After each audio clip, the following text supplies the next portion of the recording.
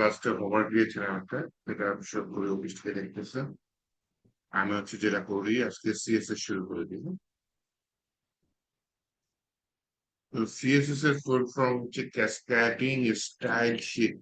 এটার কাজ কি? এইচটিএমএল এর সাথে বসে এইচটিএমএল থেকে আরো সুন্দর করে ডিজাইন করব, এইচটিএমএল থেকে আরো সুন্দর করে ফুটিয়ে তুলবো। হ্যাঁ, আচ্ছা, ক্লাস শুরুর আগে একটা কথা বলে নিচ্ছি, আমার এখানে ঝড় বৃষ্টি হচ্ছে। হুট করে যদি কারেন্ট চলে যায় তাহলে অফলাইন হয়ে যেতে পারি। হ্যাঁ, একটু জানায় রাখা, মাথায় রাখা ব্যাপারটা আছে। প্রোগ্রামগুলি আপনার 327 হবে। আজকে কাজ করার জন্য আমি একটা নতুন ফোল্ডার নিচ্ছি, সেটা হচ্ছে ডে 5। ডে 5 আজকে হচ্ছে কি, জুলাই, জুলাই কত তারিখ? 24 তারিখ, 2025।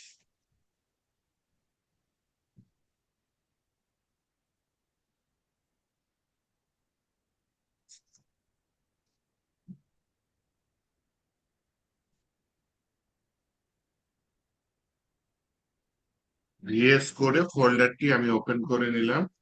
এখন যেটি করতে চাচ্ছি, একটা নতুন ফাইল নিতে চাচ্ছি। ফাইলের নাম হচ্ছে index.html, index.html। এখানে আমি হচ্ছে গিয়ে ডিফল্ট যে কোডিংটা সেটা সেভ করে রাখলাম। সেভ করে রাখার পরে উম, এখন যেটা করতে পারি আমি, এখানে টাইটেল আছে, টাইটেলটা চেঞ্জ করে দিই। টাইটেলের মধ্যে কি আছে? ডকুমেন্ট। আচ্ছা ঠিক আছে, আজকে লিখে দিই আমরা সিএসএস শিখবো। ওকে। তো সিএসএস এর একটু যদি হিস্টোরি দেখি তাহলে হয়তো আমাদের বুঝতে সুবিধা হবে। একদম ফাদার অফ সিএসএস,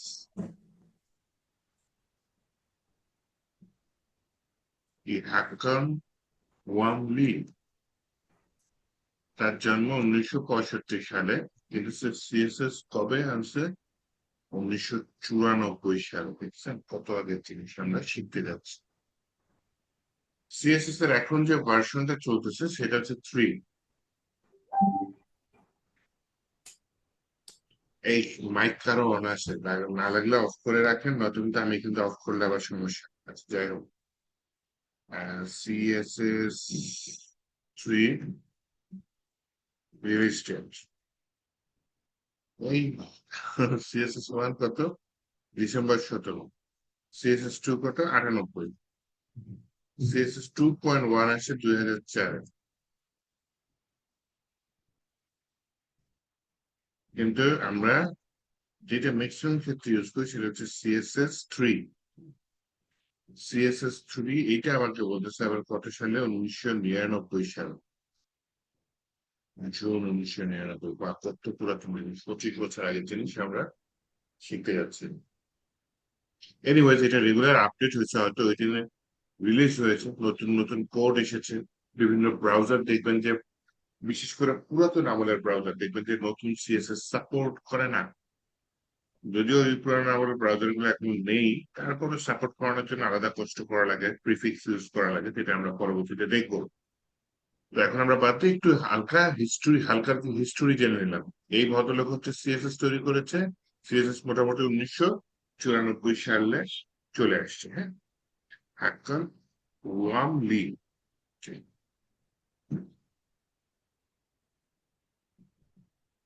তো এখন আমরা দেখবো সিএসএস ফুল ফর্ম তো মিললে বুঝলাম, মূল উদ্দেশ্যটা বুঝছি। এই যে যেমন টেক্সটের কালার করা, টেক্সটের সাইজ বড় ছোট করা, উপরে থাকবে একটা লেখা, এইখানে থাকবে আরেকটা পার্ট, এটার আবার যে দেখেন পিছন দিকে হালকা শ্যাডো আছে, তাই না? আবার ব্যাকগ্রাউন্ডের কালারটা হয়তো গ্রেডিয়েন্ট আছে, যে দেখছেন গ্রেডিয়েন্ট কালার, নীল থেকে কমলা হয়ে গিয়েছে, তাই না? কত কিছু। তো এই যে এগুলা এগুলা হচ্ছে কি আপনার কি বলে, সিএসএস এর কাজ। ডিজাইন যা দেখতে পাচ্ছি ম্যাক্সিমাম সিএসএস এর কাজ। জাভা স্ক্রিপ্ট দিয়ে হয়তো জিনিসটা আরেকটু ইন্টারেক্টিভ করে, যেমন ক্লিক করলে ওভারঅল সিএসএস ক্ষেত্রে মাউস উপর নিলাম যেটা আসছে এটাও সিএসএস দিয়ে করা যায়। জাভা স্ক্রিপ্টের পরে উদাহরণ দেখবো না, আমরা আপাতত আজকে সিএসএস এর দিকে ফোকাস করি। তো সিএসএস এর অনেক কাজ করা যাচ্ছে, ওকে ভালো কথা। এখন আমরা যেটা করতে চাচ্ছি, সিএসএস এ অনেক কাজ করা যাচ্ছে, ভালো কথা। আমরা সিএসএস এর ইন্ট্রোডাকশনটা মোটামুটি হইলো। এখন আমরা সিএসএস কিছু ব্যবহার করে দেখি। হ্যাঁ, আমি সিলেবাস দেখে নিয়েছি, আমি আজকে কাজ করা শুরু করব। প্রথমত সিএসএস আমরা তিন জায়গায় লিখতে পারি, এর উপর ডিপেন্ড করে সিএসএস কে তিন ভাগে ভাগ করা যায়, তিন জায়গায় তিনটা স্পেস আমরা লিখতে পারি। একটা হচ্ছে ইন লাইন সিএসএস, এখানে কমেন্ট করে আমি লিখতেছি ইন লাইন সিএসএস, ঠিক আছে। এটা হচ্ছে একটা লাইনের ভিতরে আমাকে এআই যথেষ্ট হেল্প করতেছে, আমি বলছি ভাই আপাতত আমার কোনো হেল্প দরকার নাই, আমি আস্তে আস্তে টাইপ করি, এতে শিখতে সুবিধা হবে। ইনলাইন মানে কি, একটা লাইনের ভিতরে মাঝখানে রেস্টুরেন্ট ধরে চলবে। ইনলাইন মানে একটা লাইনের ভিতরে সিএসএস টা থাকবে, আমার এচটিএমএল ট্যাগ যেই লাইনে থাকবে সেই লাইনে আমি সিএসএস টা অ্যাপ্লাই করবো, এটাকে ইনলাইন সিএসএস বলে। আচ্ছা, সিএসএস লেখার দুইটার একটা নিয়ম আছে, সেটা হচ্ছে কি আমাকে সিএসএস একটা প্রপার্টি লিখতে হয় এবং তার একটা ভ্যালু লিখতে হয়। যেমন প্রপার্টির উদাহরণ দিই, হ্যাঁ, আপনি টেক্সটের কালার চেঞ্জ করবেন, সেজন্য আপনাকে যে প্রপার্টিটা ইউজ করতে হবে সেই প্রপার্টির নাম হচ্ছে কালার। তাহলে আপনি সরাসরি এইভাবে লিখবেন কালার, তারপর এই প্রপার্টির বিভিন্ন ভ্যালু হইতে পারে রেড, হইতে পারে গ্রিন, হতে পারে অন্য কিছু। তাহলে কোলন দিয়ে আপনি সেই ভ্যালুটা লিখতে পারেন, হ্যাঁ, রেড হলে রেড, গ্রিন হলে গ্রিন। এইভাবে আপনি সিএসএস এর বিভিন্ন কালার দিয়ে দিতে পারেন। আচ্ছা, টেক্সটের কালার দিয়ে দিতে পারেন। এই টেক্সটের কালার দেওয়ার কাজ শেষ। কাজ শেষ হলে আপনি যে স্ট্রিং অপারেটর ইউজ করবেন সেটা হচ্ছে সেমিকোলন। তাহলে এখানে দুইটা ইম্পর্টেন্ট অপারেটর ইউজ করেছে, একটা হচ্ছে কোলন আর একটা সেমিকোলন। কোলনের কাজ হচ্ছে গিয়ে প্রপার্টি এবং তার ভ্যালুকে আলাদা করা, আর সেমিকোলনের কাজ হচ্ছে আমার এই কাজটা এখানে শেষ হয়েছে বা স্টেটমেন্টটা এখানে শেষ হয়েছে সেটা ইন্ডিকেট করা। যেমন কালারের কাজ এখানে শেষ, হয়তো এরপর আমি ফন্ট সাইজের কাজ করব, তাহলে এখানে টাইপ করবো FONT, font dash size, size এটা হচ্ছে বানানটা এরকম। এর একটা প্রপার্টি আছে, এইটার ভ্যালু আমার পিক্সেলে দিতে হয়। সাধারণত ফন্ট সাইজ হয়ে থাকে 16 পিক্সেল বা 16 পিক্সেল, আমি একটু বড় করতে চাচ্ছি, তাহলে এখানে দিলাম 20 পিক্সেল। ওকে, তাহলে এইভাবে হচ্ছে আমি প্রপার্টি ভ্যালু দিয়ে ইনলাইন সিএসএস কাজ করতে পারি। তাহলে প্রথমত আমি একটা খুবই পপুলার এইচটিএমএল ট্যাগ নিচ্ছি, যেটার নাম হচ্ছে ডিভ। ডিভ মানে হচ্ছে ডিভিশন। এই ডিভের মধ্যে আমি একটা ক্লাস নিচ্ছি, ক্লাস নিয়ে কি বলছি, ক্লাসের নাম হচ্ছে গিয়ে একটা ক্লাস ইউজ করে আমরা সিএসএস ইউজ করবো। এই ডিভের ভিতরে একটা কথা নিচ্ছি, সেটা হচ্ছে হ্যালো ওয়ার্ল্ড। Hello world. তো এখন যেটা আমি করতে চাচ্ছি সেটা হচ্ছে গিয়ে হ্যালো ওয়ার্ল্ড দেখলাম, এখানে আমি কিছু স্টাইল দিতে চাচ্ছি, STYL, স্টাইল। স্টাইল দিয়ে বলতে চাচ্ছি এটার ভিতরে আমি কিছু নিতে চাচ্ছি, সেটা হচ্ছে কালার রেড। এখানে যে প্রপার্টি ইউজ করলাম সেটাই হচ্ছে কালার, এখানে গ্রিন দিয়েছে, এখানে রেড দিয়েছে, সমস্যা নেই। আমি দেখি আমার এই সিএসএস টা কাজ করে কিনা। এখানে আমি গো লাইভে ক্লিক করলাম, সার্ভারটা ওপেন হবে, ওপেন হইলো। ইয়েস, আমার হ্যালো ওয়ার্ল্ড লেখাটা লাল হয়ে আসছে। এন্ড ফন্টটা ছোট দেখায়, আমি এখানে বড় করতে চাচ্ছি। তাহলে একটা প্রপার্টি কোলন ভ্যালু, আমার কাজ শেষ। এরপর আমি দেবো সেমিকোলন দিয়ে, এখানে আমি আবার নতুন করে লিখবো কি, কালার রেড লিখলাম, ফন্ট সাইজ লিখে, হ্যাঁ, FONT, font size, SIZ, font size লিখলাম, মনে করেন 24 পিক্সেল, বড় হয়েছে। আরো যদি বড় করতে চাই, মনে করেন দিলাম 34 পিক্সেল, আরো বড় হয়ে গেছে। হ্যাঁ, এইভাবে আমি চাইলে ফন্ট সাইজ দিয়ে টেক্সটটাকে বড় ছোট করতে পারি।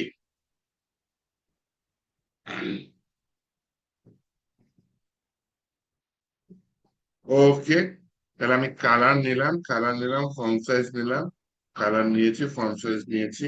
এই হচ্ছে আমার লেখার নিয়ম। ওকে, এইটাকে যে স্টাইলে সিএসএস লিখেছি সেটাকে কি বলছি, ইনলাইন সিএসএস। তাহলে ইনলাইন সিএস সম্পর্কে যদি কিছু কোশ্চেন করি, ইনলাইন সিএসএস কোন অ্যাট্রিবিউটের মধ্যে লেখা হয়? ইনলাইন সিএসএস আনসারটা হবে কি? ইনলাইন সিএসএস স্টাইল অ্যাট্রিবিউটের মধ্যে লেখা হয়। দেখেন ডিভের পাশে অ্যাট্রিবিউটের নামটা কি? স্টাইল। ওকে।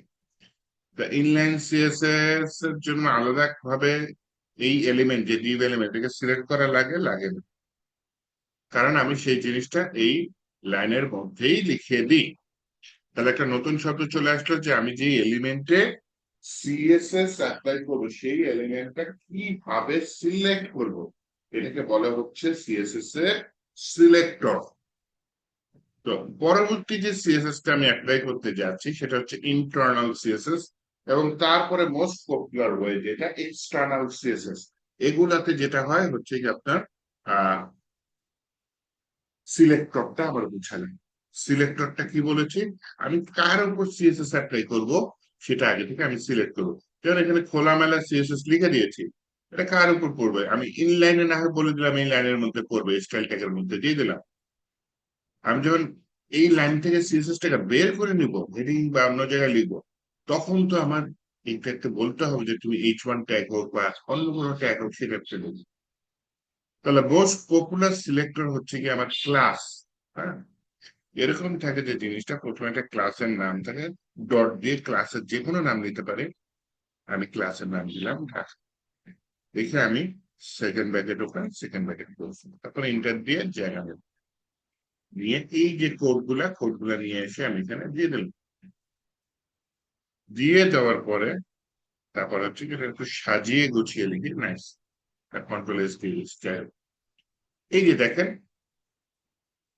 আমার কিছু সিএসএস যেটা আমি আলাদাভাবে সিলেক্ট করেছি, যেটা একটা ব্লক বলে অ্যাকচুয়ালি। এই ব্লকটা নির্ধারণ করার নিয়ম হচ্ছে এই যে second bracket open, second bracket close. তার মানে ব্লক মানে একটা বাক্সের সাথে তুলনা করতে পারেন যে আমার এই ক্লাসের মধ্যে কিছু সিএসএস অ্যাপ্লাই করব, এই সিএসএস গুলা এই বাক্সের মধ্যে ভরে দেওয়া আছে। এখানে 2 লাইনের সিএসএস হতে পারে, 10 লাইনের সিএসএস হতে পারে, 1000 লাইনের সিএসএস হতে পারে, যাই হোক এই ব্লকের মধ্যে থাকবে। এবং এই ব্লকের সিএসএস গুলো এই ক্লাসে অ্যাপ্লাই হবে। ক্লাসের নাম কি দিয়েছে? ঢাকা। তাহলে আমি এখানে অন্য একটা ডিভ নিই, ডিভের ক্লাসের নাম আমি মনে করি ডট টেস্ট, টিইএসটি, টেস্ট লিখে এন্টার দিই। তাহলে ডিভ এসেছে, ডিভের একটা ক্লাস এসেছে, ক্লাসের নাম কি এসেছে? টেস্ট। এইটার ভিতরে লিখলাম দিস ইজ, আর কি হলো, আর টেস্ট, টেস্ট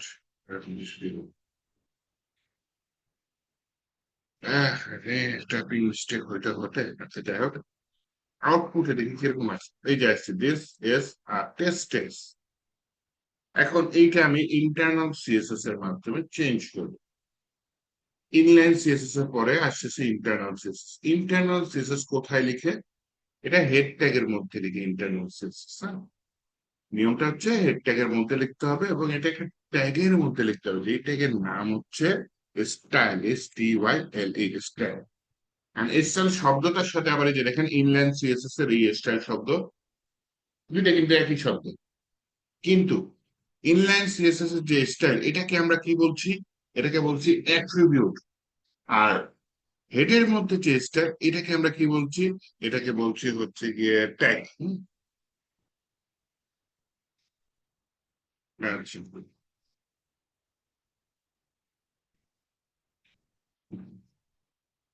তো এখন যেটা করতেছি, এই স্টাইল ট্যাগের মধ্যে আমাকে প্রথমে ওই যে সিলেক্টর, এই ক্লাসটা সিলেক্ট করতে হবে।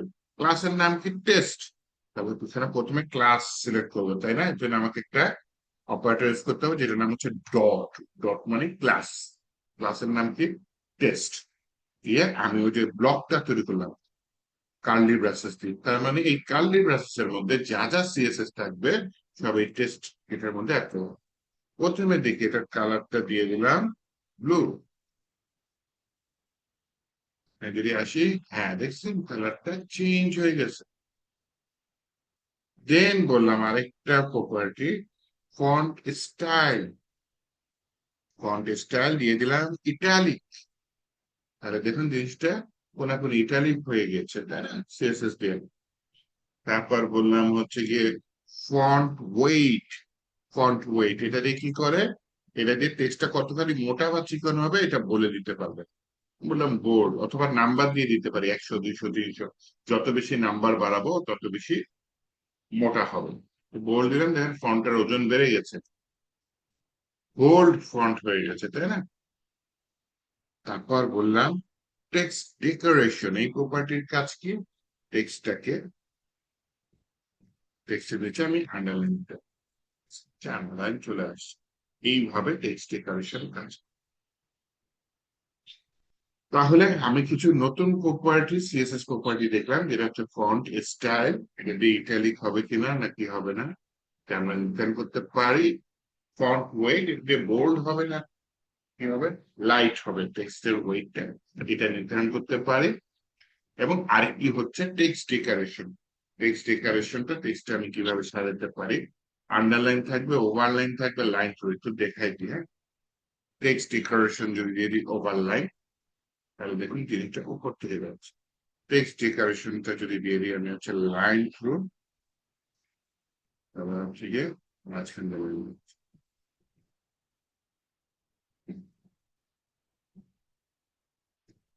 তো এইখানে হচ্ছে গিয়ে আমি যেটা করতে চাচ্ছি সেটা হচ্ছে গিয়ে টেক্সট ডেকোরেশন আন্ডারলাইন দিয়ে, আন্ডারলাইন, তাহলে যেটা নিচ থেকে যাচ্ছে। ওকে, তাহলে আমরা ইনলাইন সিএসএস চিনলাম, ইন্টারনাল সিএসএস চিনলাম। the most popular way যেটা সিএসএস ইমপ্লিমেন্ট করা সেটা হচ্ছে এক্সটার্নাল সিএসএস। এক্সটার্নাল সিএসএস কিভাবে লিখে, আমি একটি নতুন ফাইল নিলাম, ফাইলের নাম নিলাম স্টাইল ডট সিএসএস, বা অন্য যে কোনো নাম দিতে পারেন, ফাইলের এক্সটেনশনটা ডট সিএসএস হওয়া লাগে। দেন এই ফাইলে আমি সিএসএস করব, কোড করব, এবং এই কোডটা আমার ইন্ডেক্স ডট এচটিএমএল ফাইলে অ্যাপ্লাই হয়ে যাবে। কিন্তু এমনি এমনি অ্যাপ্লাই হবে, এই এইচটিএমএল ফাইল কিভাবে বুঝবে যে সিএসএস ফাইলে কোড আছে বা সিএসএস নামে একটা ফাইল আছে, এটাই বা ও কিভাবে বুঝবে? এইচটিএমএল ফাইলে আমাকে কোডিং করে বোঝাতে হবে যে হ্যাঁ তোমার এখানে কিছু সিএসএস আছে, সিএসএস গুলো অন্য ফাইলে আছে। এইটা বোঝানোর জন্য এইচটিএমএল কে আমার হেড ট্যাগের মধ্যে একটা ট্যাগ ইউজ করা লাগবে, যে ট্যাগের নাম হচ্ছে লিঙ্ক। এখন আমি যদি লিখি LINK, লিঙ্ক লিখে ইন্টার দিলাম, দেখুন লিঙ্ক ট্যাগটা চলে এসেছে। এবং লিঙ্ক ট্যাগের মধ্যে কিছু প্রয়োজনীয় অ্যাট্রিবিউট অটোমেটিক চলে এসেছে, এটা ভিএস কোডের বৈশিষ্ট্য আমাকে শর্টকাটে অটোমেটিক দিয়ে দিচ্ছে। এন্ড আরেকটা জিনিস সেটা হচ্ছে দেখুন লিঙ্কটা কিন্তু সিঙ্গেল ট্যাগ, এটা শুরু আছে কিন্তু এটা শেষ নেই, তার মানে এটা এখানেই শুরু এখানেই শেষ।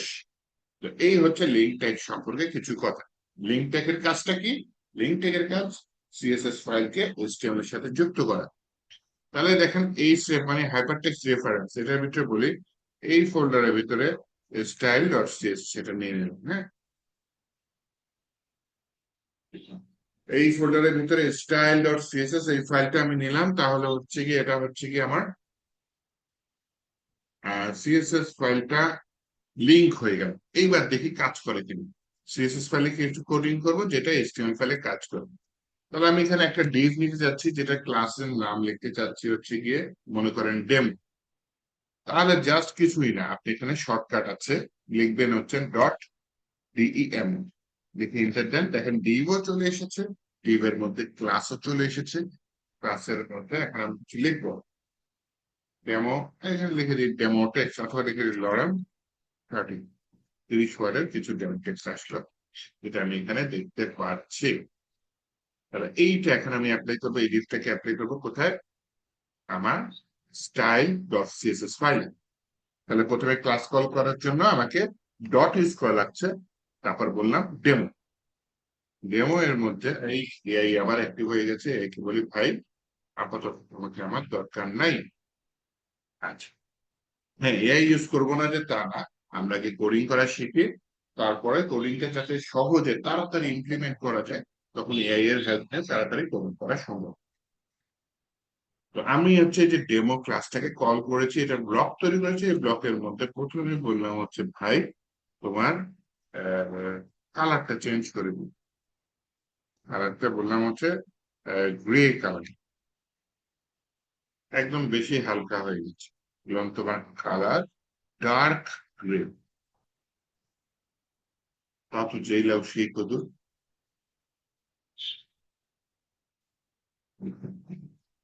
আমি কালার কোড ইউজ করি, হ্যাঁ, এই কোডে আমরা শিখবো ইনশাল্লাহ, শীঘ্রই শিখবো কালার কোড দিয়ে কিভাবে কালার লিখে। হ্যাঁ, তো আমি আপাতত একটা কালার কোড দিয়ে দিলাম, হ্যাঁ একটু কালো হয়েছে না বেশি কালো হয়ে গেছে, একটু হালকা করতে চলছে, 333 তো খারাপ না, 666 দিয়ে রাখি। হ্যাঁ চলো, তাহলে আমি কি করলাম, একটা কালার দিয়ে দিলাম কার টেবিল ক্লাসের মধ্যে, এবং সেটা সুন্দর মতো অ্যাপ্লাই হয়েছে। কিন্তু মজার বিষয় হচ্ছে আমি কালারটা index.html ফাইলে দেই নেই, আমি কালারটা দিয়েছি স্ট্যান্ডার্ড সিএসএস ফাইলে, কিন্তু সেটাও কাজ করেছে। তাহলে এইভাবে যদি আমি সিএসএস লিখি এক্সটার্নাল ওয়েতে, তাহলে আমার সব সিএসএস টা একটা ফাইলে থাকছে বা আলাদা ফাইলে থাকছে। সেক্ষেত্রে আমার এচটিএমএল টা ফ্রেশ থাকছে। আমি এচটিএমএল এর সাথে অন্য প্রয়োজনীয় ল্যাঙ্গুয়েজ গুলো যেমন জাভা স্ক্রিপ্ট সুন্দর মতো ইমপ্লিমেন্ট করতে পারবো। তো এর জন্য এক্সটার্নাল সিএসএস টা মোস্ট প্রবলেম। এখানে আমি আরো কিছু প্রপার্টি দিয়ে দিয়ে মনে করেন উইডথটা কমাই দিলাম, উইডথ দিয়ে দিলাম 300 পিক্সেল, এন্ড প্যারাগ্রাফের ওয়েটটা কমে গেছে, তাই না, ডিভের ওয়েটটা কমে গেছে। এইভাবে আমরা সিএসএস ইমপ্লিমেন্ট করতে পারি, ইন্টারনাল, এক্সটার্নাল, এবং আরেকটা হচ্ছে গিয়ে ইনলাইন। এই তিনটা সিএসএস। তবে উপরে একটু আমি কমেন্ট করে রাখি, এখানে স্টাইল ট্যাগের মধ্যে যে সিএসএস টা আছে এটা হচ্ছে internal CSS, internal CSS. And link ট্যাগে করে লিখে দিতে পারে, এটা হচ্ছে এক্সটার্নাল, কমেন্ট করি এক্সটার্নাল।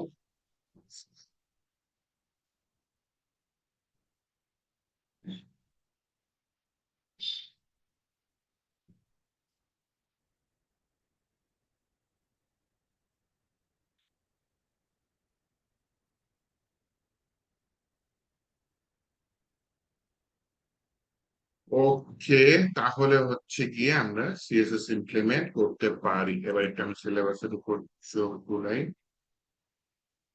সিলেক্টর। তো একটা দেখছি বেসিক সিনটেক্স চিনে ফেলছে, ঠিক আছে। অ্যাডভান্স জিনিস আমি অ্যাডভান্সে দেখাবো, কারণ এখানে জিনিস পরবর্তীতে রিপিট হয়।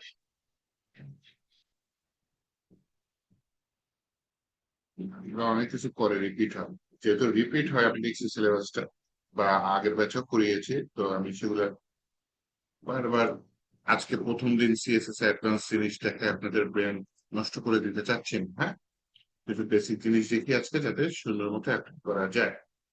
যেমন হচ্ছে আমি আরো কিছু সিলেক্টর দেখি, সিলেক্টরকে আমি কোন এলিমেন্টের উপর সিএসএস অ্যাপ্লাই করবো এটা সিলেক্ট করার নিয়মটাই হচ্ছে সিলেক্টর। আমি মাত্র একটা সিলেক্টর দেখেছি, যেটার নাম হচ্ছে গিয়ে কি ক্লাস। আমি একটা নতুন সিলেক্টর দেখাচ্ছি যেটার নাম হচ্ছে আইডি। আইডিটা হ্যাশ দিয়ে প্রকাশ করা হয়, হ্যাঁ। আইডির একটা নাম দিই, মনে করেন আইডি দিলাম মাই আইডি,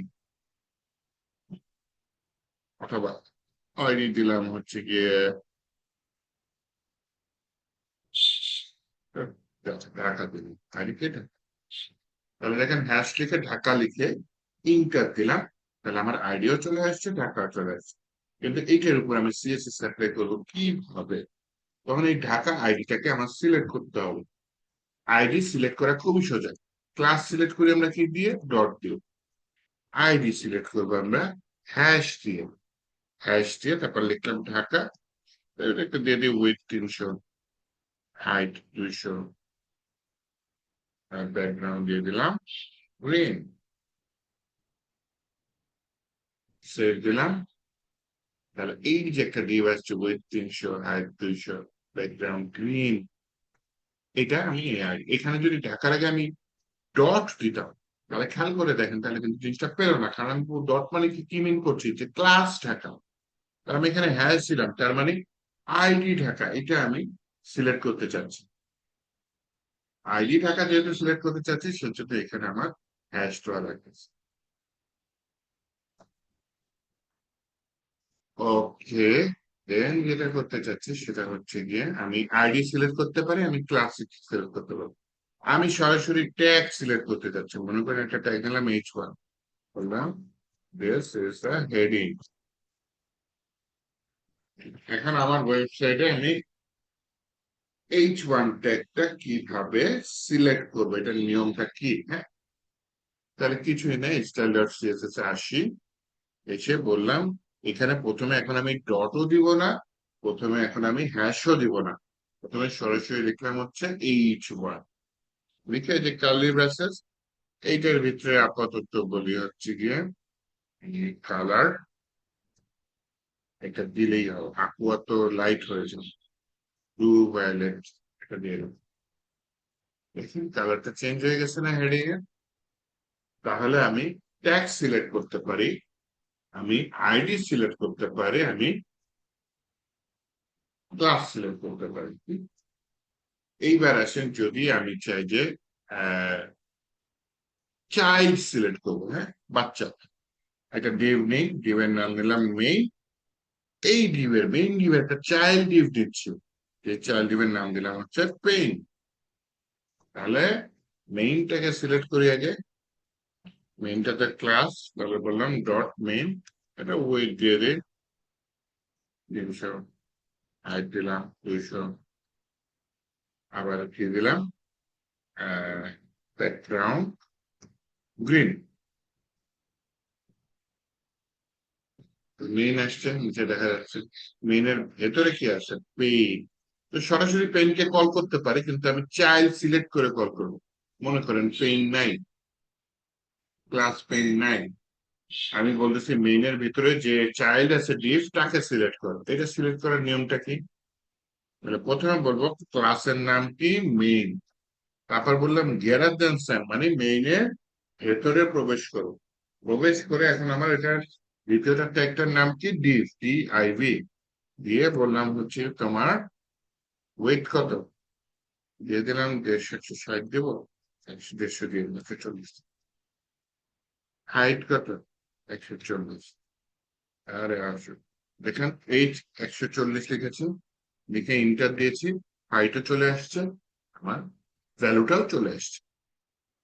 ব্যাকগ্রাউন্ড সিলেক্ট করে এন্টার দিলাম, রেড দিয়ে দিলাম। এখন যদি আমি আসি, এই চাইল্ডটা সিলেক্ট হয়েছে না, মেইন এর ভিতরে ডিভ, আমি যদি সরাসরি ডিভ লিখতাম সবগুলা ডিভ সিলেক্ট হয়ে যাবে, সবগুলা ডিভের ব্যাকগ্রাউন্ড লাল হয়ে গেছে, দেখছেন কি বিপ্লব।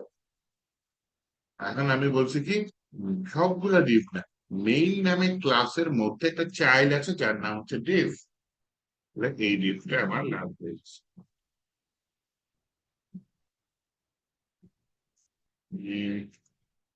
একটা জিনিস বলে দিই, এটা হচ্ছে আপনি যদি বর্ডার রেডিয়াস, যদি হাইট উইথ সমান হয়, দেখেন উইথ 140, হাইটও 140, এমন অবস্থায় আমি যদি বর্ডার রেডিয়াস দিয়ে দিই 50%, তাহলে দেখেন জিনিসটা গোল হয়েছে। এন্ড আমার মনে করেন এখানে দিয়ে দিই মার্জিন অটো, মার্জিন হচ্ছে চারপাশ দিয়ে খালি জায়গা, তাহলে দেখেন ওর ডানে পায়ে অ্যাডজাস্ট করে মাঝখানে আসছে, উপরে নিচে চেষ্টা করছে, পারে না। প্যারেন্ট নর্মালি এটা ওর বৈশিষ্ট্য, প্যারেন্ট চাইল্ডকে উপরে নিচে নর্মালি যাইতে দিতে চায় না মার্জিন অটোর মাধ্যমে। এর জন্য যেটা করতে হয়, প্যারেন্টকে বলতে হয় ভাই তোমার চাইল্ডকে একটু ছাড়ো, তুমি একটু ফ্লেক্সিবল হও। প্যারেন্টে গিয়ে যদি জাস্ট লিখেন তোমার দৃষ্টিভঙ্গি ফ্লেক্সিবল, মানে ডিসপ্লে ফ্লেক্স, এটা যদি দিয়ে দেন প্যারেন্টের মধ্যে, দেখেন চাইল্ডে আমি কোনো চেঞ্জ করি না, চাইল্ড কিন্তু মাঝখানে চলে আসছে, কারণ কি, চাইল্ড চেষ্টা করছিল উপরে নিচে যাওয়ার, কারণ চাইল্ডের মার্জিন অটো দেওয়া মানে কি, ডানেও অটো, বায়েও অটো, উপরেও অটো, নিচেও অটো, সব দিক দিয়ে অটো, সে মাঝখানে থাকবে। কিন্তু প্যারেন্ট যখন ডিসপ্লে ফ্লেক্স না, এটা কমেন্ট করে দেবেন, তখন সে চারপাশ দিয়ে চেষ্টা করবে, কিন্তু উপরে নিচে পারবে না, এটা বৈশিষ্ট্য, প্যারেন্ট দিবে না করতে এই কাজটা। কিন্তু প্যারেন্টকে যদি কাম বলি না, প্যারেন্ট তুমি দাও এই কাজটা, ও শুধু বাসা থেকে স্কুলে যাবে, স্কুল থেকে বাসায় আসবে, একটু চারপাশে ঘুরবে না, তোমার দৃষ্টিভঙ্গি ভাঙ বা মানে বদলাও, তুমি একটু ফ্লেক্সিবল হও, তখন আমি এটাকে দিয়ে দিলাম ডিসপ্লে ফ্ল্যাশ। এই কোডটা দিয়ে দিলে তখন দেখেন চাইল্ড কিন্তু চেষ্টা করছিল এবং পেরেছে, 4-5 জায়গা নিয়ে সে মাঝখানে চলে আসছে। তো ডিসপ্লে ফ্লেক্স নিয়ে বিস্তারিত ক্লাস থাকবে, ডোন্ট ওয়ারি। আপনাদের টপিক সেখানে ওইখানে আছে ডিসপ্লে ফ্লেক্স। ফ্লেক্স নিয়ে আমি অনেক কিছু শিখাবো। আর হচ্ছে কি আপনার যে মার্জিন নিয়ে কিছু শিখাই, হ্যাঁ মার্জিন প্যাডিং নিয়ে একটু শিখাই, একটু এঁকে শিখে।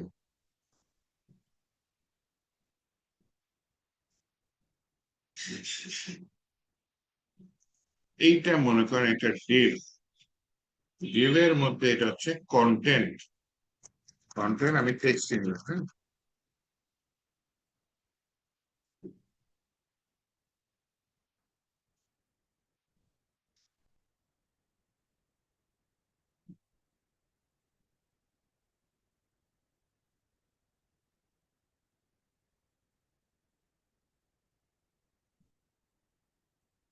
ওকে, তাহলে একটা ডিভ, ডিভের মধ্যে এটা একটা টেক্সট। এবার মার্জিন আর প্যাডিং সুন্দর মতো বুঝায়, তাহলে বুঝতে পারবো। আচ্ছা, কন্টেন্ট নামে একটা শব্দ ইউজ করেছে। একটা ওয়েবসাইটে সাধারণত 4 ধরনের কন্টেন্ট থাকে: টেক্সট, ইমেজ, অডিও, ভিডিও। আবার বলি, এই যে টেক্সট যেটা লিখতেছি, ইমেজ হচ্ছে ছবি, অডিও ফাইল যেটা আমরা শুনতে পারি, ভিডিও। এর বাইরে ওয়েবসাইটে খেয়াল করে দেখেন কন্টেন্ট নাই। ওকে, তো এই কন্টেন্ট আর এই যে পাশে হচ্ছে একটা বর্ডার আছে, হ্যাঁ, বর্ডার। কন্টেন্ট এবং বর্ডারের মধ্যে যে খালি জায়গাটা, এইটাকে আমরা বলছি কি, এটাকে আমরা বলছি হচ্ছে গিয়ে প্যাডিং, PADDING, প্যাডিং। আর মার্জিন হচ্ছে মনে করেন এখানে আরেকটা ডিভ আছে, এই ডিভের মার্জিন আছে, এই ডিভের মার্জিন আছে। মার্জিন হচ্ছে বর্ডার, এটা তো বর্ডার, কালো দাগটা যেটা, সেটাকে আমরা কি বলছি, বর্ডার বলছি। এই বর্ডারের বাহিরে যে খালি জায়গাটা, যেখানে অন্য কোনো এলিমেন্ট আসতে পারবে না, সেই খালি জায়গাটাকে আমি বলতেছি হচ্ছে গিয়ে কি, সেই খালি জায়গাটাকে মার্জিন বলতেছি। তাহলে মার্জিনও খালি জায়গা, প্যাডিংও খালি জায়গা।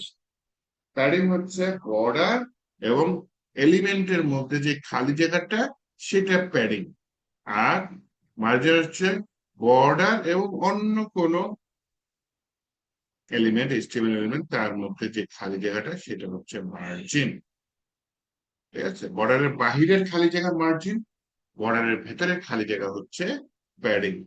আপনি যদি গুগলে গিয়ে একটু সার্চ করেন CSS বক্স মডেল, বক্স তো আমরা বুঝি চতুর্ভুজ, তাই না, চারকোনা বাক্স, CSS বক্স মডেল, বিভিন্ন ছবি পেয়ে যাবেন যদি ইমেজেস যায়। তাহলে এটা হচ্ছে মূল বিষয় CSS বক্স মডেল। হ্যাঁ, এটা ছোট হয়ে গেছে, ওটা নাকি বড় করে দেখুন, তাহলে টোটাল জিনিসটা ক্লিয়ার হয়ে যাবে। প্রথমে থাকতেছে কি বক্সের মধ্যে কন্টেন্ট। কন্টেন্ট হতে পারে টেক্সট, ইমেজ, অডিও, ভিডিও। কন্টেন্টের বাইরে যে খালি জায়গাটা, সেটাকে বলতেছি প্যাডিং। প্যাডিং এর বাইরে যে একটা দাগ, সেটাকে আমি বলতেছি কি বর্ডার। বর্ডারের বাইরে যে খালি জায়গাটা, সেটাকে আমরা কি বলতেছি, সেটাকে বলতেছি মার্জিন। ওকে, তাহলে মার্জিন আর প্যাডিং এর মধ্যে অন্যতম তফাৎ হচ্ছে মার্জিন থাকে বর্ডারের বাইরে, প্যাডিং থাকে বর্ডারের ভেতরে। আচ্ছা, কিছু প্যাডিং মার্জিন অ্যাপ্লাই করে আমি দেখি। প্রথমে একটা ডিভ নিই, ডিভের নাম নিলাম হচ্ছে গিয়ে, হ্যাঁ, বললাম হচ্ছে ডিভের নাম হচ্ছে আমি, তারপর দিলাম আমার টেক্সট বা যে কোনো টেক্সট, ডেমো টেক্সট দিলাম, ডেমো টেক্সট, এরকম কিছু একটা লিখলাম। লিখার পরে এই ডেমো টেক্সটে, আচ্ছা কে কিছু চ্যাটে লিখেছি, ডেমো টেক্সট, এটা আমি CSS এ কল করতে চাচ্ছি। বললাম ভাই, এই হচ্ছে ডেমো টেক্সট। ডেমো টেক্সটের মধ্যে আমি কিছু লিখি, লিখলাম হচ্ছে গিয়ে কিভাবে ডেমো টেক্সট। এই ডেমো টেক্সটে আমি এখানে কল করি। কল করার পরে বললাম যে ভাই, তোমার উইথ হচ্ছে, দেখেন উইথ কতখানি চওড়া হবে, বললাম নেক্সট কন্টেন্ট। তার মানে কন্টেন্টের উইথ যতখানি, তোমার উইথ ততখানি। যদি আউটপুটে দেখে আমার এটা আসছে, আসছে। এই ডেমো টেক্সট নিচে দেখা যাচ্ছে ছোট্ট করে, তাই না? এইটার ভিতরে একটা বর্ডার দিতে চাচ্ছি, জিনিসটা আরো ক্লিয়ার হবে। বর্ডারের কোডিং যখন করব মনে রাখবো যে বর্ডারের তিনটা ভ্যালু মাস্ট দিতে হয়। একটা হচ্ছে বর্ডারটা কতখানি চওড়া হবে, দেন হচ্ছে দিতে হবে বর্ডারের স্টাইলটাকে, দেন দিতে হবে বর্ডারের কালারটাকে। হ্যাঁ, বর্ডার কতখানি চওড়া হবে বললাম, বর্ডার 6 পিক্সেল চওড়া হবে, অনেক চওড়া, 60 পিক্সেল, 6 পিক্সেল। বর্ডারের স্টাইল সাধারণত সলিড থাকে, ডটেড থাকে, ড্যাশ থাকে, ডাবল থাকে। আপাতত আমি সিম্পল ফ্লোরিংয়ে যাচ্ছি সলিড দিয়ে ছাড়ার জন্য। আর বর্ডারের কালারটা, মানে কালারটা দিয়ে দিলাম ব্ল্যাক। এই যে এখন ডেমোর চারপাশে আমি 6 পিক্সেলের একটা বর্ডার দেখতে পাচ্ছি। ওকে, কিন্তু দেখেন বর্ডারের সাথে টেক্সটের কোনো মানে গ্যাপ নাই। আমি যদি সিএসএস বক্স মডেল দেখি বর্ডার এবং টেক্সটের মধ্যে গ্যাপ থাকবো কি দিয়ে, প্যাডিং দিয়ে। তাহলে আমি হ্যাঁ বললাম প্যাডিং 20 পিক্সেল, মানে P20 পিক্সেল যদি দিই, দেখুন চারপাশ দিয়ে একটা 20 পিক্সেলের মতো প্যাডিং চলে আসছে। একইভাবে আমি যদি দেখি M20, মানে মার্জিন 20 পিক্সেল, তাহলে দেখেন বর্ডারের চারপাশ দিয়ে একটা খালি জায়গা চলে আসছে। তাহলে বর্ডারের বাইরে যে খালি জায়গাটা পাচ্ছে সেটা মার্জিন, ভেতরে যে খালি জায়গাটা পাচ্ছে সেটা প্যাডিং। আর রিয়েল লাইফে কাজ করতে গেলে আরো কিছু প্যাডিং আছে যেটা সম্পর্কে একটু মাস্ট পরিচয় হতেই হবে। আমি কমেন্ট করে দেবো আগে। মনে করেন আপনার শুধু প্যাডিং টপ লাগবে, আর কিছু লাগবে না, তাহলে প্যাডিং টপ দিলাম। কত দিয়েছি, 20 পিক্সেল দিয়েছি। আপনার মনে করেন প্যাডিং ডানে লাগবে, আর কোথাও লাগবে, তাহলে PR মানে প্যাডিং রাইট, 20 পিক্সেল দিয়ে দিলাম। আপনার মনে করেন নিচে প্যাডিং লাগবে, তাহলে কি প্যাডিং বটম। আবার কি আছে, প্যাডিং লেফট। তাহলে আপনি চাইলে চারটা আলাদা করে দিতে পারেন, চারটা প্যাডিং একসাথে এখানে লিখে দিতে পারেন। যদি আবার এখানেও কাহিনী আছে, যদি শুধু প্যাডিং ইউজ করেন, এখানে তো একটা লিখতেছেন, এটাই চারপাশে করতেছে। এখানে কাহিনী আছে, এই কাহিনীটা একটু ক্লিয়ার করুন। হ্যাঁ, মনে করেন আমি padding left, padding right, padding top এগুলা লিখবো না, কিন্তু শুধু প্যাডিং লিখবো, সেটা দিয়ে আমি চারদিকে প্যাডিং দেবো। যদি চারদিকে সমান প্যাডিং হয় তাহলে আমার একটা ভ্যালু হইলেই সমস্যা নাই। কিন্তু চারদিকে যদি চার ধরনের প্যাডিং হয় তাহলে আপনি তত টাইপ করতেছে, পরে কমেন্ট করে দেবো। এইখানে আমি চারটা ভ্যালু দিব প্যাডিং এর মধ্যে, স্পেস দিয়ে দিয়ে, স্পেস দিয়ে সেপারেট করে আমি চারটি ভ্যালু দিয়ে দেবো। হ্যাঁ, প্রথম ভ্যালুটা মনে করেন দিলাম 20 পিক্সেল, দ্বিতীয় ভ্যালুটা লিখলাম 30 পিক্সেল, তৃতীয় ভ্যালুটা লিখলাম 40 পিক্সেল স্পেস, তারপরে দিলাম 50 পিক্সেল। এইখানে ভ্যালু গুলো আমাদের এটা বুঝতে হবে যে এটা ঘড়ির কাঁটার মতো ঘুরবে, উপর থেকে শুরু হবে। হ্যাঁ, ঘড়ির কাঁটা উপরে যাবে, তাহলে প্রথমটা হচ্ছে টপ। ঘড়ির কাঁটা কোন দিকে যায়, ডান দিকে যায়, তাহলে দ্বিতীয়টা হচ্ছে রাইট। তাহলে padding top, padding right, padding bottom, padding এটা কি লেফট, চারদিকে চারটা প্যাডিং। এটার পরে আমি মাঝে মধ্যে দেখবেন যে প্যাডিং থাকে দুইটা, মনে করেন 20 পিক্সেল, 30 পিক্সেল, দুইটা প্যাডিং থাকলে তাহলে আমি কি বুঝবো, তাহলে আমি যেটা বুঝবো প্রথমটা হচ্ছে উপরে নিচে, দ্বিতীয়টা হচ্ছে ডানে বায়ে। যদি ভুলে যান তাহলে মনে রাখবেন প্রথমেরটা টপ, দ্বিতীয়টা রাইট। তখন যেহেতু তৃতীয়টা নেই, ও আগেরটা চলে আসবে, তাহলে তৃতীয়টা বটম, চতুর্থটা আবার লেফট, তাহলে টপ, রাইট, বটম, লেফট। তাহলে এটা হচ্ছে গিয়ে একবারে যদি বলতে চান টপ আর বটম, এটা হচ্ছে রাইট আর লেফট, দুটা ভ্যালু দুইটা। আবার বলে রাখি মাঝে মধ্যে দেখবেন কি অনেকে আবার তিনটা ভ্যালু দিয়ে দিচ্ছে, 20 পিক্সেল, 30 পিক্সেল, 40 পিক্সেল। তাহলে তিনটা ভ্যালু আবার কি, তিনটা ভ্যালু খুবই সোজা, প্রথমটা টপ, দ্বিতীয়টা হচ্ছে রাইট অ্যান্ড লেফট, তৃতীয়টা হচ্ছে বটম। আবার কি বলেছি, টপ, রাইট, লেফট, বটম। তাহলে যদি ভুলে যান তাহলে সূত্রটা কি, প্রথমেরটা অবশ্যই ঘড়ির কাঁটা আমাদের টপ, দ্বিতীয়টা অবশ্যই ঘড়ির কাঁটা কোন দিকে যায়, রাইটে যায়, তাহলে দ্বিতীয়টা রাইট, তৃতীয়টা যথারীতি কি হবে বটম। চতুর্থটা যেহেতু নাই, ও আগেরটায় চলে আসবে। তাহলে এটা আবার কি হয়ে যাবে, বটমের পরে লেফট, তার মানে এটা একবার রাইট হচ্ছে, এটাই একবার লেফট হচ্ছে। তিনটা ভ্যালু থাকলে জিনিসটা এভাবে কাজ করে। এইভাবে আমরা একটা প্যাডিং শুধুমাত্র প্রপার্টি ইউজ করে স্পেস দিয়ে আলাদা আলাদা ভ্যালু দিয়ে আমরা এটা ভাগে ভাগ করে ফেলতে পারতেছি, কয়েক ভাগে ভাগ করে ফেলতে পারতেছি। হ্যাঁ, এই গেল হচ্ছে আমার প্যাডিং এর একটা বেসিক ধারণা। হুম।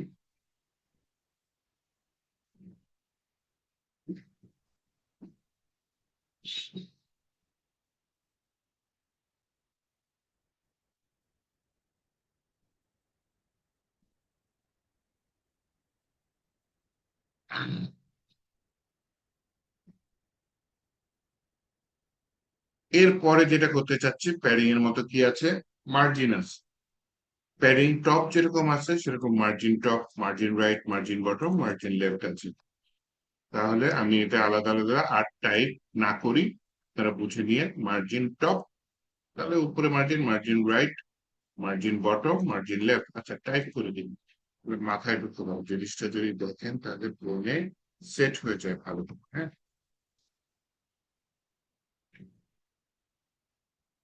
একটা মার্জিন টপ, তাহলে একটু ভিজুয়াল দিয়ে দিই। I first one I have margin top, তারপর হচ্ছে মার্জিন, এই কমেন্টের মধ্যে সাজেস্ট করতেছি, তাহলে কমেন্টটা পরে দিই। হ্যাঁ, margin right 20 pixel, margin bottom 20 pixel, margin left 20 pixel, চারটা আলাদা আলাদা দিয়ে দিলাম। আবার এক একটার মধ্যে যদি চারটা দিয়ে দেন সেটাও করে দিয়ে এটাকে কমেন্ট করে ফেলেন। শুধু মার্জিনটা রাখলাম, পরে এটা ইয়া করবো না। আহ, এটার মধ্যে হচ্ছে আপনার মার্জিন 20 পিক্সেল উপরে, তাহলে 30 পিক্সেলটা ডানে, 40 পিক্সেল এটা কি নিচে, 50 পিক্সেল এটা কি বায়ে। আবার যদি দুইটা দেন তাহলে একটা উপরে নিচে আর একটা ডানে বায়ে। আবার যদি একটা দেন, একটা তো চারদিকে, তিনটা দেন তাহলে প্রথমেরটা উপরে, পরেরটা ডানে বায়ে, লাস্টেরটা নিচে। এইভাবে প্যাডিং এর মতোই মার্জিন বর্ডারের বাহিরে কাজ করে। একটু ইনফরমেশন দিতে চাই, ইম্পর্টেন্ট তথ্য। মার্জিনে অটো নামে একটা জিনিস আছে, হ্যাঁ, যেটা প্যাডিং এ নাই। অটোটা আমি একটু ভেঙে বুঝাই। এখানে মার্জিন চারপাশে 20 বাদ দেন আপাতত। আমি বললাম হচ্ছে মার্জিন লেফট, ভ্যালুটা কি দিলাম, অটো। মার্জিন লেফট অটো দেওয়ার পরে দেখুন জিনিসটা বাম থেকে যতখানি মার্জিন পেয়েছে নিয়ে জিনিসটা ডান দিকে চলে আসছে। মার্জিন লেফটের জায়গায় যদি মার্জিন রাইট অটো দিই, তাহলে ও বাই ডিফল্ট বায়ে ছিল, বায়ে আসছে। ডান থেকে যতখানি মার্জিন পেয়েছে সে গ্রহণ করে বায়ে আসছে। আমি যদি দুইটাই দিয়ে দিই, মার্জিন লেফট অটো আবার মার্জিন রাইট অটো, তাহলে কি হবে জানেন, ও বাম দিয়ে একটা ধাক্কা খাবে, ডান দিক দিয়ে একটা ধাক্কা খাবে, দুই দিক দিয়ে ধাক্কা খেয়ে দুই ধাক্কার মাঝখানে সে পড়ে যাবে। হচ্ছে মার্জিন। এই অটো ভ্যালুটা প্যাডিং এ কাজ করে না, এটা গেল একটা বিষয়। আরেকটা জিনিস, মার্জিনের চাইলে আপনি মাইনাস ভ্যালু দিতে পারেন, যেমন মার্জিন টপ দিলাম -40 পিক্সেল মনে হয়, হ্যাঁ। আর কি ফিচার যেন ফ্রি বলে, -40 পিক্সেল। জিনিসটা দেখেন উপরের দিকে চলে গেছে না। হুম। আমি যদি মার্জিন রাইট অটোটা তুলে দিই, আচ্ছা লেফট অটোটা তুলে দিই আপাতত, দেখেন উপরের দিকে চলে আসছে না, পতাকার মাঝখানে চলে গেছে না। তাহলে এইটা হচ্ছে কি আপনার কি বলে, মাইনাস দিয়ে আমি মার্জিনটাকে ভেতরের দিকে টেনে নিচ্ছি, কারণ তাকে আরো সরাই দিচ্ছে, আরেকটার ভেতরে নিয়ে যাচ্ছে। এই মাইনাস ভ্যালুটা প্যাডিং এ কাজ করে না। তাহলে মার্জিনে প্যাডিং এ অলমোস্ট সেম। মার্জিন হচ্ছে বর্ডারের বাহিরে বসে, প্যাডিং হচ্ছে বর্ডারের ভেতরে বসে। আর মার্জিনটা হচ্ছে গিয়ে অটো কাজ করে মার্জিনে, এবং মার্জিনে হচ্ছে মাইনাস ভ্যালু কাজ করে, যেটা হচ্ছে প্যাডিং এ আমি কাজ করাতে পারবো না। তাহলে এই হচ্ছে মার্জিন প্যাডিং, একটা বেসিক ধারণা। আমি এবার একটু বর্ডারের দিকে যাই। বর্ডারটা তো এক লাইন করে ছেড়ে দিয়েছি। এইখানে চাইলে এই একটা লাইনকে আপনি তিনটা ভাগে ভাগ করতে পারেন, হ্যাঁ, এন্ড দেন বর্ডার চলে গেছে। আচ্ছা, বর্ডারের ভিতরে আমি বললাম বর্ডার উইথ মানে কতখানি চওড়া হবে, বললাম 6 পিক্সেল। তারপরেরটা হচ্ছে বর্ডার স্টাইল, দিলাম কি সলিড। আরেকটা হচ্ছে বর্ডার কালার, বর্ডার কালার কি দিলাম, কালো দিয়ে দিলাম, হ্যাঁ? এই হচ্ছে বর্ডারের কোড গুলো, হ্যাঁ। দেন আমি যেটা করতে পারি, বর্ডার কালার কালো দিয়ে দিয়েছি, নো প্রবলেম। এটা তো তিনটা আলাদা আলাদা জিনিস। And আমার তো এরকম হতে পারে শুধু বর্ডারের টপটা থাকবে, রাইট থাকবে, লেফট থাকবে। তাহলে আমি এটাকেও কমেন্ট করে দেবো, বর্ডার উইথ তিনটা। চাইলে আপনি যে একটার মধ্যে লিখতে পারেন, দেখছেন? আচ্ছা, আমি তো স্টাইলটা দিয়ে চাই। সলিডের বদলে আর কি আছে? ডাবল আছে। ডাবল দেখেন দুই লাইনে আসছে বর্ডারটা, দেখছেন? ডাবল। আবার ডাবল ছাড়া কি আছে? ডটেড আছে। ডটেডে কি হয় দেখেন, dot dot dot dot dot dot এরকম আসছে, তাই না? ডটেড ছাড়া কি আছে? Double dotted dash, DS, dash. তাহলে দেখেন dash dash dash dash dash dash এগুলো আসছে, তাই না? তাহলে হচ্ছে border style double dotted dash, আর সবচেয়ে ভালো লাগে যেটা সলিডই ভালো লাগে, সলিড। ঠিক আছে, ওকে, সবকিছু ঠিক আছে। এখন যেটা করতে চাচ্ছি, মনে করেন শুধু বর্ডার টপে থাকে, তাহলে এই বর্ডারটা আমি কমেন্ট করে দিই। আচ্ছা থাকো, সমস্যা নেই। বর্ডার তখন কিছু না, বর্ডার টপ দিলাম 6 পিক্সেল, সলিড। দেখছেন শুধু বর্ডারটা টপে আছে, আর কোথাও নেই। একইভাবে যদি বর্ডার রাইটে গিয়ে দিলাম, এক একটা এক একটা স্টাইলে দেওয়া যাবে। বর্ডার রাইট 6 পিক্সেল, ডাবল দিয়ে দিই, ডাবল বাকি দিয়ে দিই। একইভাবে আমি বর্ডার লেফটও সেম দিয়ে দিই। আরেকটা দিয়ে দিই হচ্ছে বর্ডার বটম,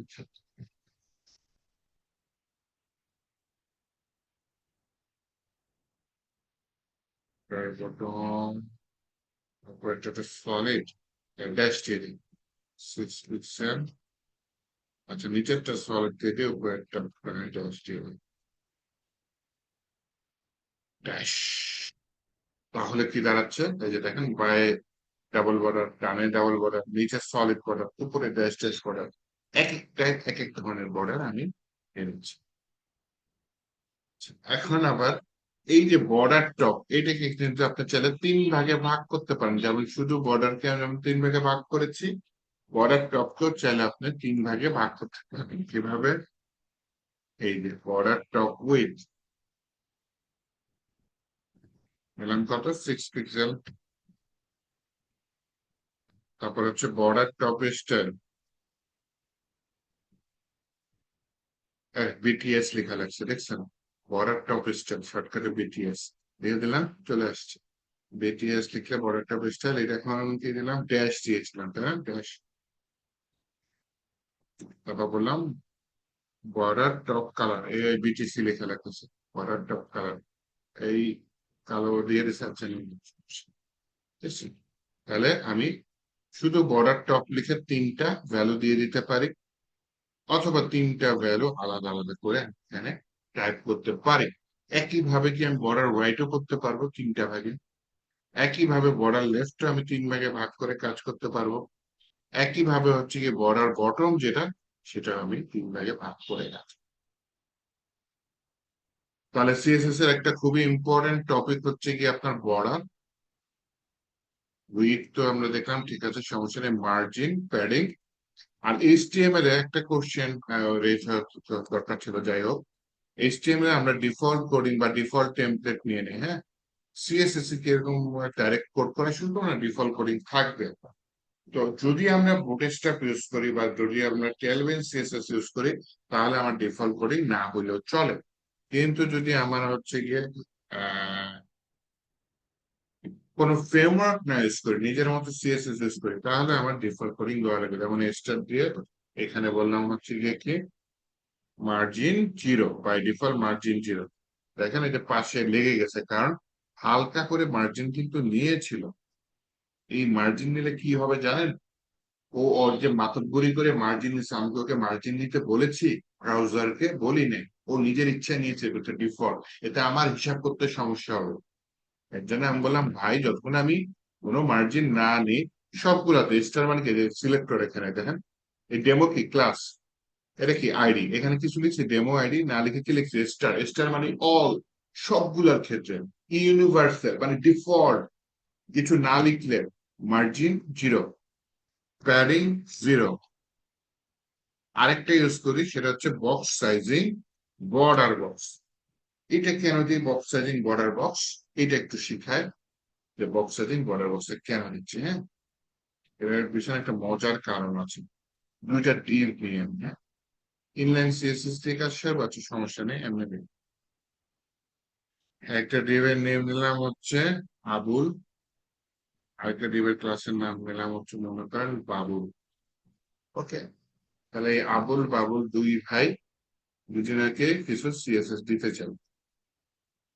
এখানে বললাম আবুল, আবুলের উইথ 200, হাইট 200, আরেকটা হচ্ছে গিয়ে বাবুল,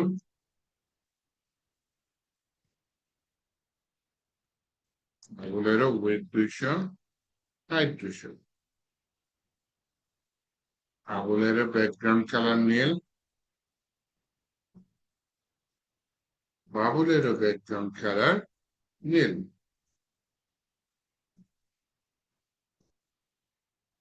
আবুলেরও মার্জিন 20 পিক্সেল, বাবুলেরও মার্জিন 20 পিক্সেল।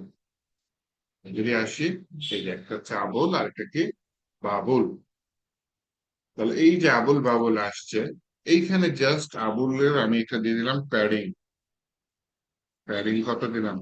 20 পিক্সেল। দেখেন আবুলের উইথ বেড়ে গেছে। কতখানি বেড়েছে জানেন? ডানে 20 পিক্সেল, বায়ে 20 পিক্সেল, উপরে 20 পিক্সেল, নিচে 20 পিক্সেল। উইথ না, শুধু হাইটও বেড়ে গেছে।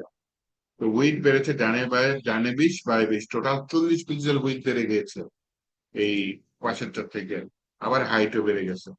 তো আমি ওকে বলবো ভাই ঠিক আছে, প্যাডিং এর কারণে তুমি ওয়েটটা বাড়ায়ও না, তুমি যা ওয়েট ছিল তার মধ্যে রাখো, প্যাডিংটা তুমি তার ভেতর থেকে নাও। যদি টেক্সট থাকে বা কিছু থাকে, তাহলে ওটা হাইট বাড়ায় দাও, তারপরে তুমি ওয়েটটা বাড়ায়ও না। হ্যাঁ, এর জন্য আমি এখানে এই যে যেটা কমেন্ট করছি, এটা বক্স সাইজিং বর্ডার বক্স আমি তুলে দিলাম। তুলে দেওয়ার পর দেখেন দুইটা আবার সমান হয়ে গেছে, তাই না? তাহলে বক্স সাইজিং বর্ডার বক্স কি করতেছে? সোজা বাংলায়, প্যাডিং ব্যবহার করার কারণে একটা ডিভের উইথ বেড়ে যায়। প্যাডিং ব্যবহার করার কারণে একটা ডিভের উইথ বৃদ্ধি পায়। বক্স সাইজিং বর্ডার বক্স কি করে? উইথটাকে ফিক্সড করে, ভেতর থেকে জায়গা নিয়ে। তারপরে আপনি দেখলেন একবার 300 পিক্সেল, আবার যদি ওই প্যাডিং এর জন্য আপনার আলাদা করে হিসাব করা লাগে, তাতে বেশ কষ্টকর হয়ে যায়। তো বক্স সাইজিং বর্ডার বক্স দিলে প্যাডিং এর ওয়েটটা আর হচ্ছে গিয়ে ফিক্সড হয়ে যায়। হ্যাঁ, তখন মানে প্যাডিং এর কারণে ওয়েট বাড়ে না, ভেতর থেকে জায়গা নিয়ে প্যাডিংটা। তো এই হচ্ছে বক্স সাইজিং বর্ডার বক্সের বৈশিষ্ট্য। ওকে, আজকে আমি এই পর্যন্ত রাখতে চাচ্ছি। ভিডিওটা দিয়ে দেব, ভিডিওটা দেখেন, ভালো করে দেখবেন প্লিজ। নেক্সট ক্লাসে দেখা হবে। হোমওয়ার্ক নেক্সট ক্লাস দেবো, আরেকটু সিএসএস শিখে নিই। দুইটা ক্লাস মিলিয়ে নেক্সট ক্লাসে আমি হোমওয়ার্ক দেবো। হ্যাঁ, তবে হোমওয়ার্ক নাই দেখে আপনারা বসে থাকেন না, যে যারা বিশেষ করে ফ্রেশ আছেন, নতুন আছেন, কাইন্ডলি আজকের ভিডিওটা আবার দেখে বাসায় একটু প্র্যাকটিস করুন। এই আর কি। ঠিক আছে, সবাই তাহলে ভালো থাকেন। নেক্সট ক্লাসে দেখা হবে ইনশাল্লাহ। আজকে এই পর্যন্ত। আল্লাহ হাফিজ।